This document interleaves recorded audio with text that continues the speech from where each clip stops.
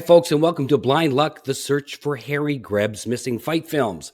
I'm Scott Granville, your host, and today, as you can see, the backdrop's a little bit different because I'm on the road looking for those fight films.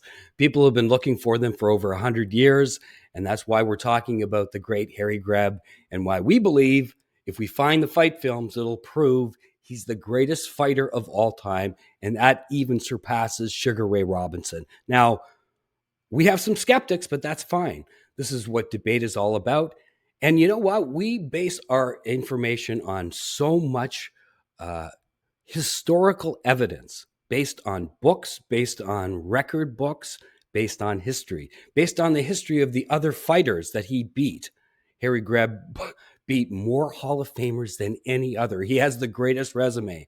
So talking more about how great he is to the new boxing fans is so important because we believe he could compete with anybody in any era, including Sugar Ray Robinson.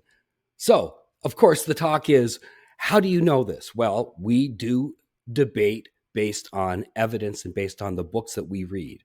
Now, Steve Compton's book is a fantastic one, but there are so many other ways of being able to figure out the greatness of this guy. And I just think because of the holiday season, I thought we would talk a little bit about some of the new stuff that's going on. And there's also the thought that, with this face, let's cover it up a little bit with this promo for books for boxing fans and sports fans in the holiday season. So let's start right away. Harry Greb, the unknown and first superstar of Pittsburgh, by Hank Tantlinger. Oh my goodness.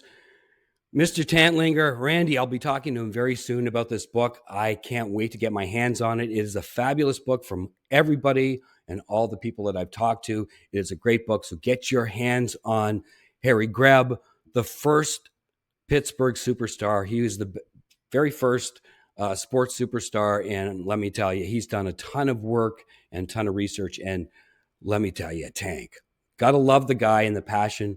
He has got a man crush on Harry Greb like the rest of us. So make sure you go out there and support. That's a great book. As well, Michael J. Woods. You love this one, The Combination. It is the story of the mob and how they infiltrated the mob, infiltrated boxing with Blinky Palermo and Frankie Carbo. It is a fantastic read. Michael J. Woods out of Toronto, Canada. Great journalist, great writer. And then, of course, oh boy, I got to promote my own stuff. Direct Kicks to the World Cup. It is a book about my soccer series that was sold and created here in Canada, but sold also in the United States and in Asia. And then, of course, Oscar, Am I a Wiener? That's a hilarious actual story about how I've been trying to sell my screenplay for the last 10 years. Some hilarious stories in there, how I bumped into a whole bunch of people, including breaking into Drew Barrymore's Flower Films, palling up with Oscar winning an Oscar person and director and producer from Star Wars, Robert Watts, as well as my other book, The Mountain Goat. Now, The Mountain Goat is a book that I wrote based on who is the top 5 greatest sports seasons of all time. And of course, we have Wayne Gretzky had a fantastic season. Wilt Chamberlain had an amazing year where he had 50 points in the season. We had Tom Brady with this incredible undefeated NFL season back in the 2000s. And of course, Michael Jordan. But who do we have as the number 1 season of all time? Well, I'm going to put it back up here to cover up my face once more and promote the book, Mountain Goat. We have the great Harry Greb and his run in 1919 as the greatest single sports season of all time. So congratulations to Harry Greb, The Mountain Goat. So you can get that on Amazon. So trying to promote as much as we can, local authors as well as authors from the local area in Pittsburgh. So the next show, we're going to have Doug Kavanaugh's book. We're going to have a couple other ones that are fantastic that are based out of Pittsburgh as well as based in boxing. My friend Lou Eisen has a great book out as well. So make sure you check out when we promote that on our next show. So Love to have you guys follow and subscribe. So please comment too on what you think about our search for Harry Greb's missing fight films, because you know what? It is a mystery, but there's so many people around the world that we are gathering on this team. We've talked to people in the UK, Dan Morley, an amazing fighter slash boxing entrepreneur. We've talked to people all around the world from coast to coast here in Canada, as well as all over Pittsburgh area, where Harry Greb, of course, is from, as well as all over the States. And we are getting buzz, and this is fantastic because people are talking about the great Harry Greb. And hey, you never know, where are these missing films? It's a mystery. And this is why we talk about it so much. And today's guest is going to be great because he's a young lad who enjoys the story of Pittsburgh fighters. We'll get to him very soon, but give people a little bit of a nudge as to what we're doing here on this channel. Hey folks, Harry Greb here. You didn't know all my films have gone missing in yet? Come on, get off your butt and go out to Grandma's attic. Who knows, the films could be down or upper. Somebody has my films. Come on. That's right, somebody has the films of the great Harry Greb. He fought almost 300 times, and he has the greatest resume of any fighter in the Hall of Fame. He's fought more and beat more Hall of Famers. The numbers do not lie. But how do you prove it? Well, partly it could be the films. There are so many different ways that we can do this. Jim Jacobs, the great Jim Jacobs, who helped guide Mike Tyson to the heavyweight championship, owned Big Fights Incorporated. He was the biggest fight film collector in the world, and he went everywhere around the world as the world handball champion. So he would go to different countries and search for the films there and make deals with the people at the film institutes where he thought there could be missing fight films. And as people know, and people know enough about the history of boxing, there was film about 20 years ago found of Harry Greb. Now, it was just him training before his fight with Mickey Walker. So it's fantastic to be able to go on the web and actually see him. But Jim Jacobs was never able to get that film. He never believed that he could find it. And he ended up having passed away. All the fight films went to ESPN without Harry Greb's. So somebody has that film. And that's why it makes such an interesting story today. It's one of the few stories of a past fighter from the 1920s that has real significance today, those missing fight films. But it's also his resume. It's an incredible life that he led as 13 years as a career, mowing down fighter after fighter in the middleweight, light heavyweight, and heavyweight divisions.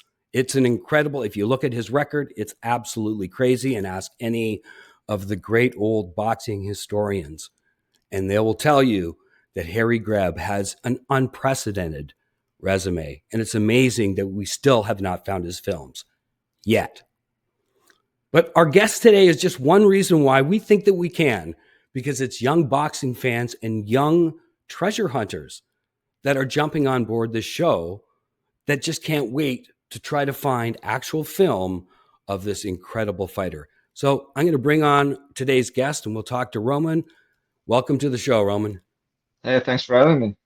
This is kind of a cool trip we're having here, where we're gathering teams from around the world, people from around the world to build, to try to get people's attention. So you're a young guy. Tell us a little bit about your life. You're from Pittsburgh, and why you got so enamored with Harry Greb's story. Well, most people will be surprised here. I'm only 16 years old, but I've grown up in Pittsburgh all my life, and it was only a couple of years ago that I really started to get into boxing. It was my history teacher that actually got me into boxing, believe it or not. And then I started to begin to research more of boxing history, specifically the 1920s. And I just fell in love with the characters of that time period. And I feel like the 1920s probably had the greatest pound for pound fighters in history. Mm. And one name that always stood out to me was Harry Greb, because this guy was from Pittsburgh, this guy's from where I'm from. And I began to research him more, and I just found out his story, the people he beat, the 45 and 0 in 1 year. He fought over 100 fights blind in one eye, and I was just absolutely captivated by this man. I feel like there's no other fighter like Harry Greb. Absolutely, you Mm, nailed it in that. I mean, I love the fact that at a young age, a history teacher told you that mm, this is great history. His story is an amazing story, as well as I mentioned off the top about the books specifically for next show will be mm, the book about pictorial history of boxing with by Douglas Kavanaugh, and it's amazing. There are so many Pittsburgh boxing champions back in the day. There was a time back in the between the 20s and 40s, I guess, that had incredible amounts of boxing, like really well-known guys. And of course, Harry's the most well-known. So let's start there and talk about a little bit about his. We've talked about it before, but 45 and 0 in 1919. That's a pretty incredible mm. statistic, isn't it? Oh yeah, he pretty much completed Floyd Mayweather Jr.'s career in a little over a year. He went Yeah, 52 and a little bit later. right. That's insane to think about. That's a fight about every 8 days. It's absolutely ridiculous. And it And we've wasn't just against bums. He was fighting like Hall of Fame opposition during this time, just a couple days apart. right. Yeah, and it we've talked about this before too. That same year that he went 45 and 0, he had a Mm, broken hand, he had boils on his back. There were several injuries that he went through that would sideline boxers today for months. And he mm, went through it. He got married, had a kid. It goes on and on. Uh, so yeah, Harry had a great year, and then of course built it on this spectacular um, overall career, ending in tragedy. It, you mentioned, this is a story that should be a major motion picture. So that's sort of how you and I got connected. Tell mm. me why you think it's such a great story. Well, it's interesting. I think a good example is we look at like the story of James J. Braddock, the heavyweight champion, and you look at his kind of story. And to be honest, I feel like many people nowadays wouldn't know who he was without the film from 20 years ago. And I look at the similarities between his life and Harry Greb's life, and I just feel like Harry Greb's life, when it's put in the right hands, this could be like a really great motion picture. And not only that, with the movie for Harry Greb, a lot of people will come to know who he is. Because I feel like he's been fairly forgotten over the past 100 years since he's passed away. And it's unfortunate because I've lived in Pittsburgh my entire life, and never in my life did I hear who he even was. I've heard about all the great football players and the hockey players, but never in my life did I ever hear who Harry Greb was. And I think it'd be really interesting to just get him back into the picture and just present him to the modern world who doesn't know him. Absolutely. It's the reason Cinderella Man was one of the reasons, one of two reasons why I started to write the screenplay. And it was Cinderella Man and the movie The Fighter by Mark Wahlberg.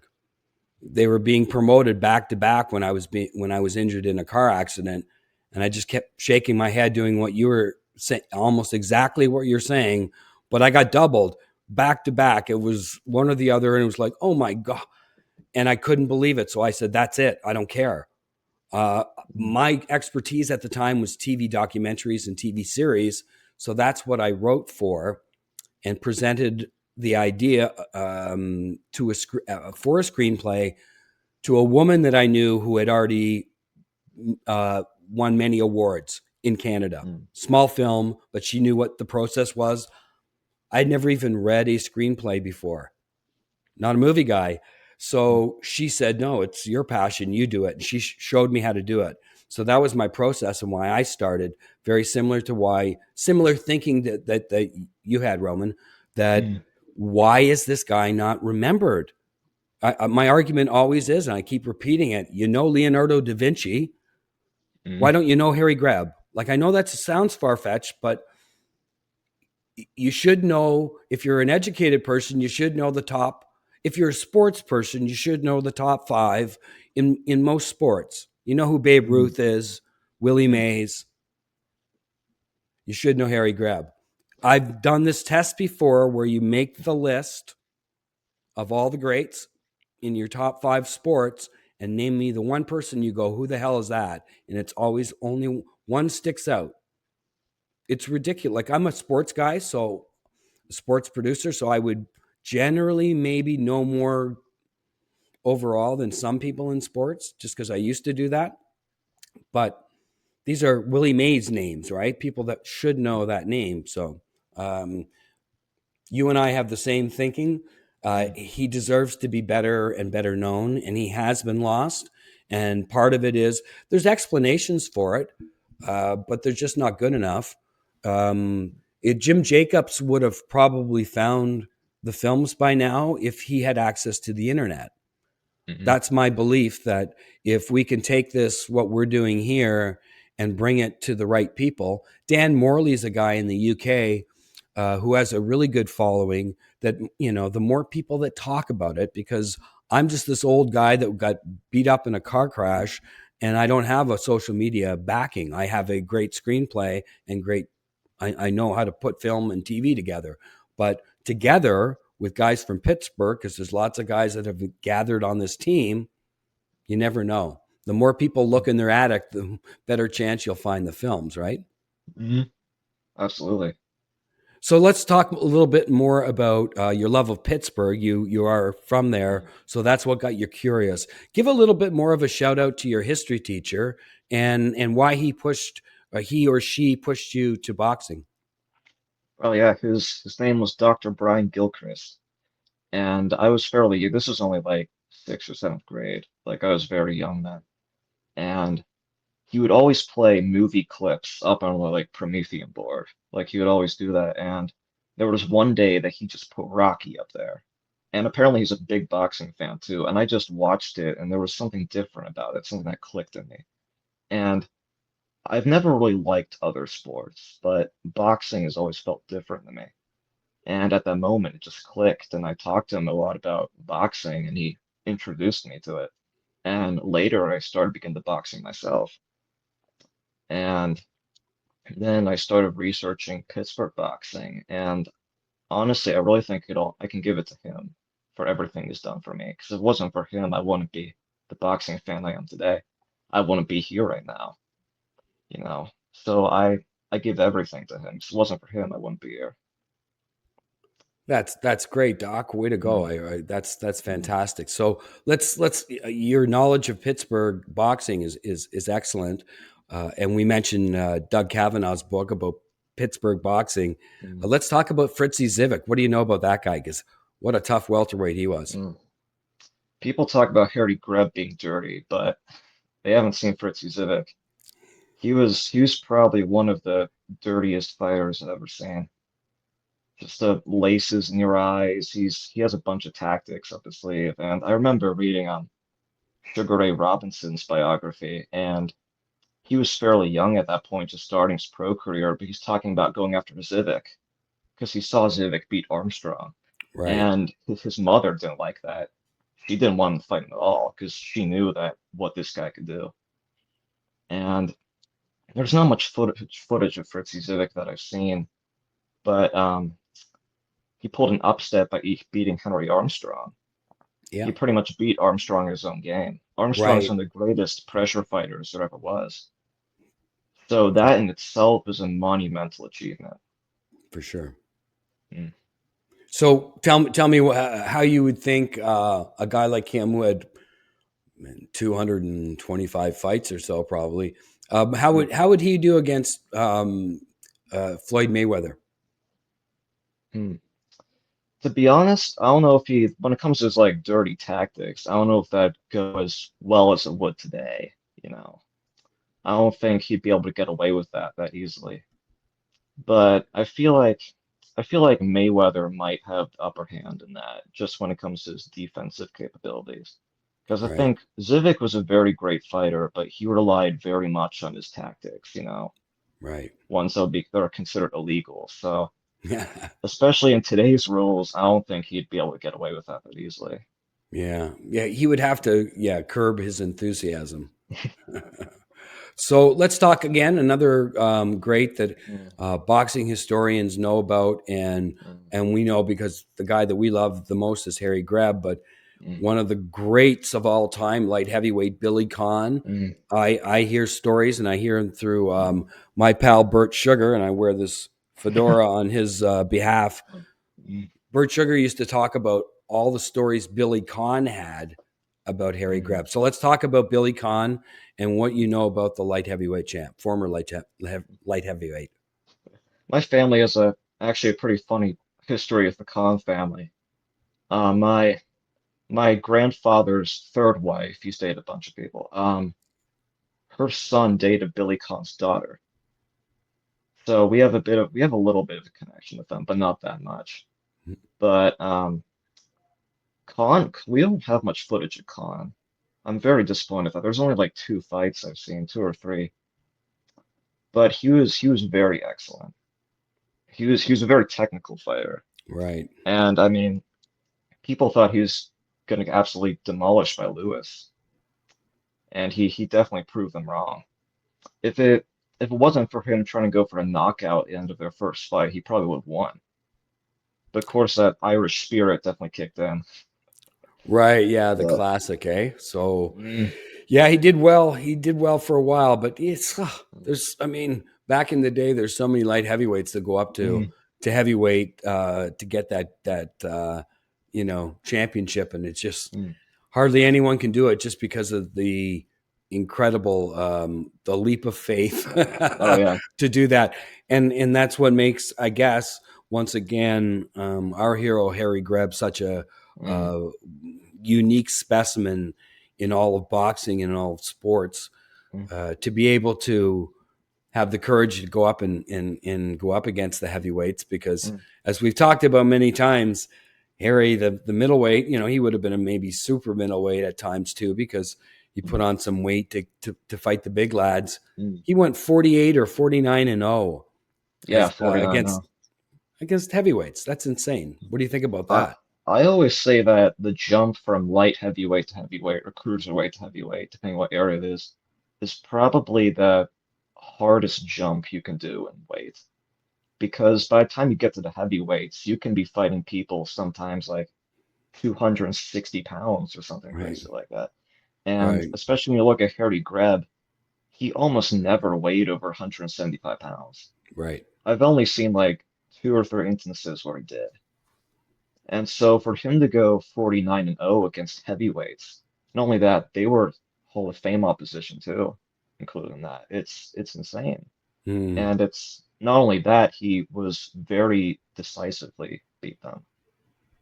Like this wasn't just, it wasn't a, you know what I mean. Sorry, yeah. I'm at a loss for words. But he just demolished all of them. Right. It's so didn't really have much opposition from them. He basically dominated all the fights. It's And interesting, isn't it? That a it guy is.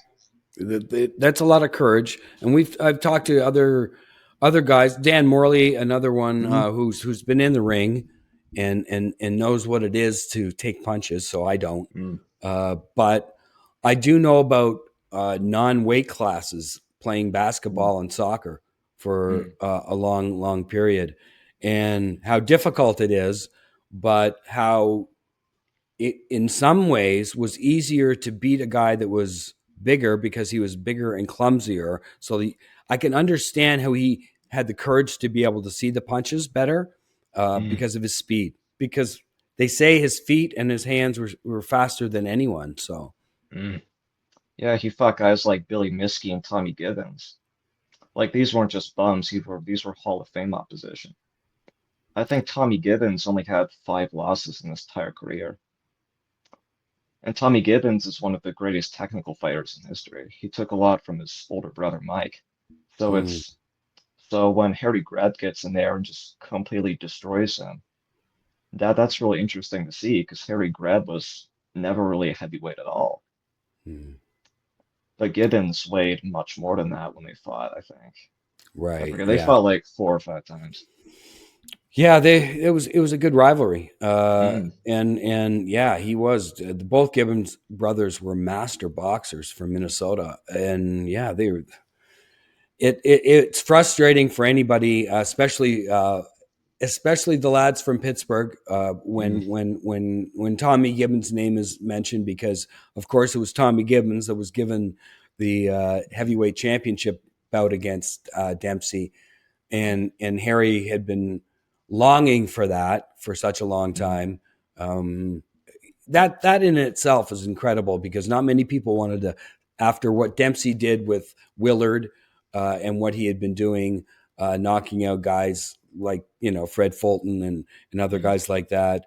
He was a feared man, built up in a lot of ways by the way that his people were helping him build himself up.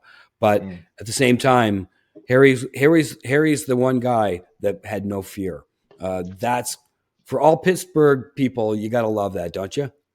Oh yeah, for sure. It's sad to me that he's probably the greatest fighter in the history of boxing. I mean, that's what we believe. And it's just sad when, especially like the local people don't know who he is. And it is sad to me because how I've discovered his story and just how incredible it is and his incredible career, probably the greatest resume in boxing history.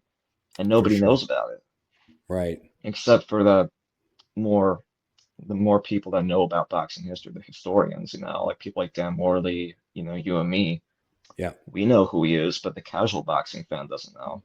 That's the whole And point of the show, is to mm, try to get as many people talking about it and mm, comparing too, because uh, comparing how the fighters today prepare, who would mm, be better, who would fight better between Harry Greb and modern day. That's part of the discussion as well. mm, It won't be so much today because I know you don't watch and follow it today as mm. much. Don't blame you. There's reasons for Yeah. that. There's reasons why we all believe that, at least the people in the circles that I watch boxing with, is that the older fighters have every good chance to beat the guys today, despite what modern day um, boxing fans say. But it's part of the debate. But Harry's resume, as you've said and I've said, you can't really touch it. He didn't fight bums. His I love his 1919 run, because if you look at it closely, he got off to a real slow start in 1919. I don't think he fought until Mm. January 15th. Yeah, I It's think so. hilarious, but he fought 5 times in January. I believe either 4 or 5. I think it's 5. And the guys that he fought, the numbers of wins that they, not numbers of fights, numbers of wins that were in the hundreds and hundreds. Over Mm, 300 in the first 5 fights that he had of January were wins by his opposition. Guys were not bums, like you said. That whole 1919 45-0. I'm not a total expert, but I saw 2 or 3 that were just, yeah, he fought and mm, won, but the other guys were solid fighters, and 5 of them, I believe, 5 of them were Hall of Famers. But mm. um, yeah, crazy, isn't it, that somebody Oh would yeah, go on such a run? that's not something you hear of today. No. Most people will fight just 1 or 2 times a year. But that's the thing I loved about the old school fighters, how often they fought. And especially the incredible matchups we had back in the day. That's not something you see normally now. I think a good modern example is, of course, like Canelo Crawford. Like that was definitely a big fight, but we don't see the elite going up against each other that much anymore. But back in the day, you'd have people like Harry Greb going up to fight Tommy Gibbons, Tommy Logger, and Gene Tunney a great number of times. Yeah. Mm, Yeah, I think of that footage that we do have of Harry training before the Mickey Walker fight. mm, Can you imagine? Like, there's little snippets of here and there, and as we get to 2026, as we're getting close, I will hint that we're gonna put something out in 2026 that's going to surprise some people. Let's just put it mm, that way. Um, because people have been searching for a while now, and shows like this are trying to egg people on, that it's important that we talk more about the old historical fighters and the importance of finding new fight footage and new prints of stills that no one has ever seen before. You've seen this online, haven't you? The Hmm. interest has really jumped in the last couple of years, hasn't it? Oh yeah, it has been. I've been definitely seeing that. Why do you think that is? That's a very good question. I feel like, well, there's a big talk about a lot of the old school boxers, like I think casual fans all know who Jack Dempsey is and all that, but I think they'll go and research more of these fighters, and not only that, with the new footage popping up every now and then, it's very interesting to see all this happen. To see, hey, Absolutely. there's a new fight film I've never seen before. It just got posted on YouTube like 5 minutes ago. Like it's pretty crazy to think about. So that's what I always loved was just when the new fights would pop up. I remember it was a couple of months ago, there was an Ezra Charles fight that popped up. It was one of his like very late career fights, and it was about 1958. He got absolutely demolished. It was pretty Mhm. sad to watch, but it was just very interesting because I never saw Ezra Charles that late into his career, like post Marciano. Okay, yeah. And it's very interesting when I see the new fight films pop up, especially fighters I've never seen before. Like we had the Billy Miskey Jack Dempsey fight pop up a while ago. We've Yeah. never seen Billy Miskey fight before. No. Steve Compton dumped some of his, footage onto YouTube, and they battling Levinsky in there. Right. He's one of the greatest light heavyweights of all time. Right. And so every time I see the footage pop up, it always gives me hope that maybe there'll be Harry Greb film that'll pop up. Just cross our Right. fingers. Right. But And we and can only and we pray. believe. Mhm. No, finish your sentence. Sorry. I just pray that we find Harry Greb footage. That's all I want to see, to be honest. I've been Yeah. thinking a lot though that he was fighting on the undercard of the Miskey Dempsey fight, and I'm just thinking that, potentially that fight may have been filmed too. Right. I think that yeah, there's a good chance that it was. Yeah. And we're searching throughout the lower part of Canada. Now he Mm, did travel. Harry fought in Canada twice, fought in mm, Montreal, and then fought in Toronto twice. So actually, it was three different times that he was here in Canada. And at the time of his career, right in the heyday of his career, right through my hometown in Trenton, Ontario, Canada. It was called Hollywood North. It was the number one film production company in the North, other than Hollywood. And films, they processed 1,500 films here. So wow. yeah, so I'm going through all the historical society stuff that you just never know what you can find. There are things that promotional videos that are on Mm, ends of other reels that mm, people don't know what are on that reel. It could be just 30 seconds of something on the end of mhm, a reel as an advertisement, possibly, because these all can be edited, right? So this is the thing, is they can be spliced and put together. You never know. You never know. mm, So I would love to find out personally where Jim Jacobs went to. I'm sure there's a list of all the different film institutes that he went to mm, all over the world because, again, he was a handball champion of the world. So mm, he had amazing access, and he was a pit bull for the films. mhm, So imagine what he would be doing with his knowledge and with his access to Hollywood, because he was part of he won an Oscar, I think. He won an I think Oscar so. for the documentary Legendary Champions, I believe. Mm, And he was part of that, Big Fights Incorporated. And yeah, so you just never know. Like you said, it would be pretty exciting to be able to find. And like I said, we're going to be dumping something. We're putting together. Our group is putting together something for 2026 and our brand new season, because there are things that are happening, as you probably know, in Pittsburgh. Being, mm, Michael Keaton was recently put on the star on the Walk of Fame there, mm, and that's great for him. We have him as a part in our film. because we knew there was a heart tug for Pittsburgh. So we can't wait to talk to him.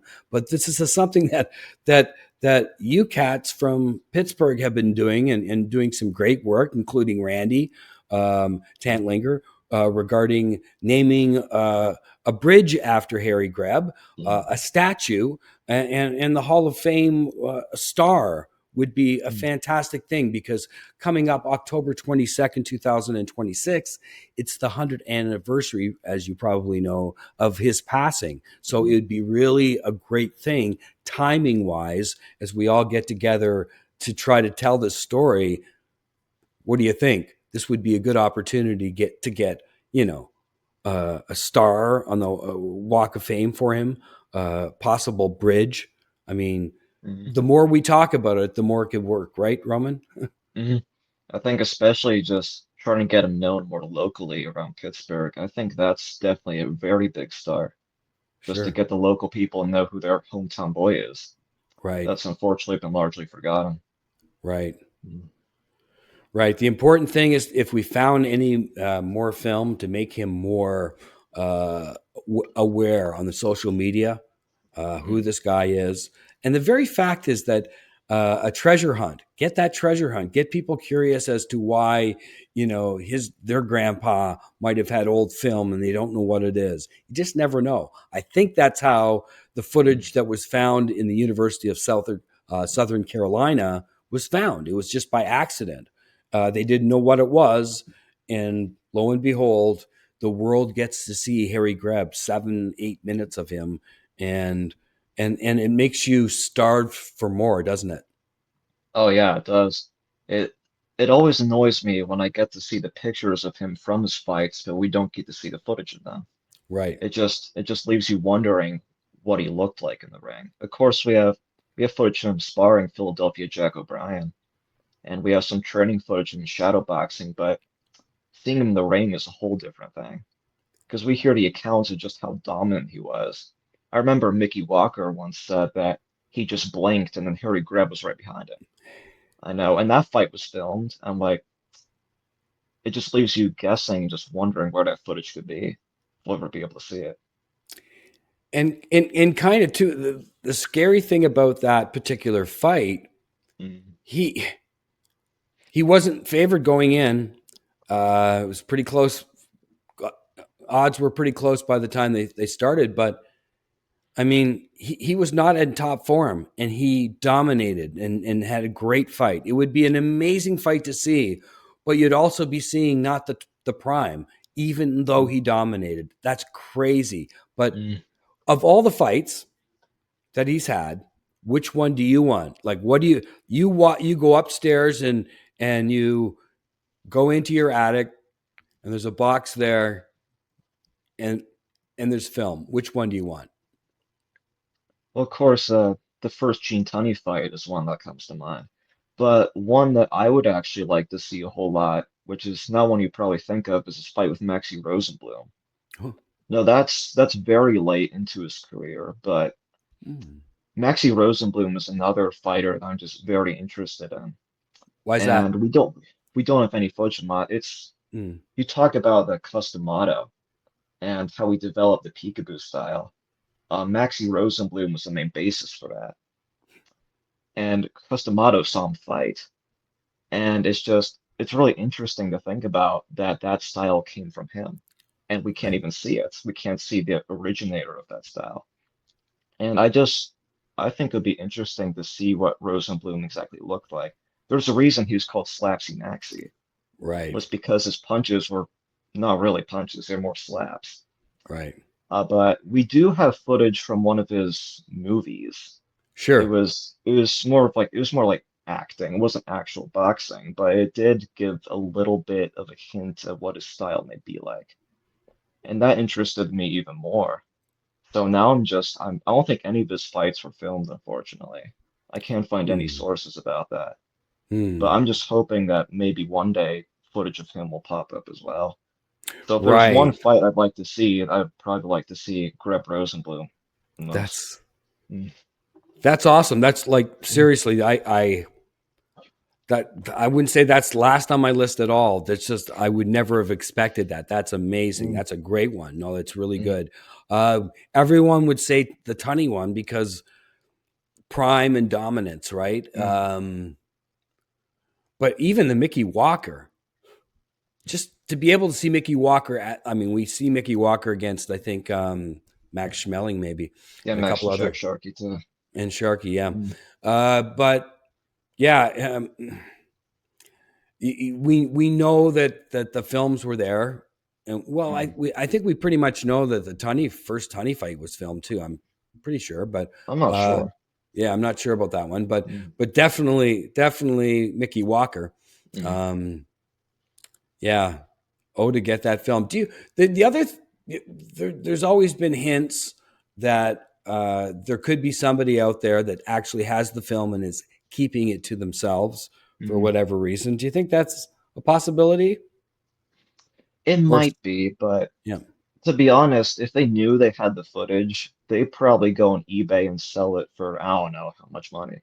Like if they held on to it, they know how much it's worth. right, Because this is probably the most sought after lost media in history. right, So I don't think they'll just hold on to it when they know how much it's worth. They'll probably go and sell it for a whole lot of money. right. I would have So thought, yeah. yeah, so it is a possibility, but I don't find it likely. I didn't think so either. I know that it's something that people have been talking about, and whenever I mention and bring it up, or it's brought up with me, I always mention the same thing Mm, that I don't think that that's possible. Well, there's always a possibility because people are talking about it, so you want to confront or at least try to have an answer for it. And I agree with you that mm, it's more likely lost somewhere or somewhere hidden. And the other thing, of course, we have to talk about is where the film would have been stored for all these years. mm, It has to have a proper temperature. It has to be stored properly to have mm, it perfect or whatever. So we don't expect that. But I do mention there are examples of footage that was found that was filmed well before Harry Greb's mm, career that ended up not perfect, but good enough to be able to see and know what it was. So there's always the hope, and there's always again because of his storied career. I'm trying to see if there's possibilities if how much if any film was shipped overseas at the time mm. because of the laws. There was a lot of um, not scalping. What do you call that? Um, when you film it wildly without copyright. I'm trying to remember the Mm. wording of that, but I'll remember. yes. So there's always that opportunity because Mm, I'm not sure if you know the story of when Jim Jeffries, the heavyweight champion of the world, mm. fought Tom Sailor Sharkey. There was Yeah. a film of, if you see it on YouTube, Mm, you'll see the fight, and it was shot within a cigar box, and mm, it was pirated film. So there's always pirated film that could be done and then transported across state lines because there were mm, laws against that. So you never know. The mystery continues, right? mm.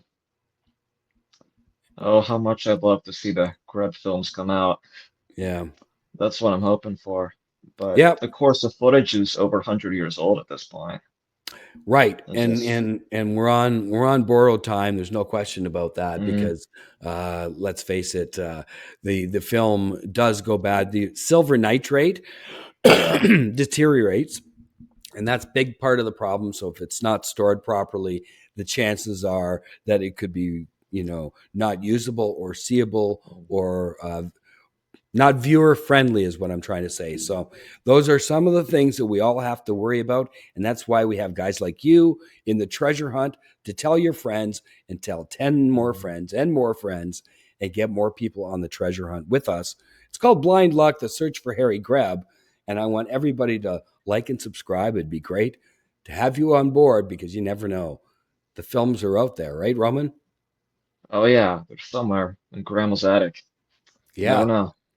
Never know. Okay, Roman, great chatting with you. I'm going to leave you there. I'm going to finish up the show, and I really appreciate it. Make sure when Mm, you check out the show, We got lots of great books, and we're going to be showcasing more Pittsburgh stuff. So our next show is going to be more Pittsburgh great stuff. So keep tuning in, Roman. I really appreciate the Oh yeah. support. Thanks for having me. Hey, cheers, bud. Really appreciate All it. right. Boy, oh, right. That was awesome. A great chat with Roman. He is so knowledgeable. And hats off to his history teacher. Good on you, Doc, to teach these kids some great things. And books, again, are a great way to learn a little bit about our sport, because that's how for years we've been doing it with Harry Greb. How do you learn about Harry Greb? Well, we've always had to do it through books and statistics and whatnot. So once again, I'm going to give you a little bit of information about some books that you can have purchase for your friends who are sports fans and boxing fans. Let's go right to Randy Tank Tantlinger. His Harry Greb book is fantastic. The first sports Pittsburgh star from Pittsburgh. He's an amazing superstar. As we all know, Harry Greb and Tank has done a fantastic job. So pick that up. It's an amazing book. Also, The Combination, Michael J. Woods. It's all about the mob. It's a fantastic read. He is from Toronto, Canada. He's an awesome producer and writer. And of course, if you want, you could check out some of my books on Amazon. Scott J. Granville. Geez, I apologize for that one. See what happens when the windmill is talked about, because the storm is coming. Got to get going. Buy my books. Buy some boxing books there that I just mentioned too, and support Pittsburgh, because we have an amazing opportunity to get Harry Greb on the Walk of Fame. Listen to your local peeps. Randy Tantlinger is a great guy who is promoting the promotion of Harry Greb on a statue, Harry Greb statue in Pittsburgh. It is a natural, and it's obvious it has to happen. One more thing, he wants to have a bridge named after the great Harry Greb. Long time coming. So that's about it. We're going to wrap things up for the show. We want to thank Roman for showing up. It was awesome. We'll see you next time. Remember, like and subscribe. We really need your support, and we'll get these films. Look in Grandma's attic. The films are out there. And we'll talk soon on Blind Luck, the search for Harry Greb. See you next time.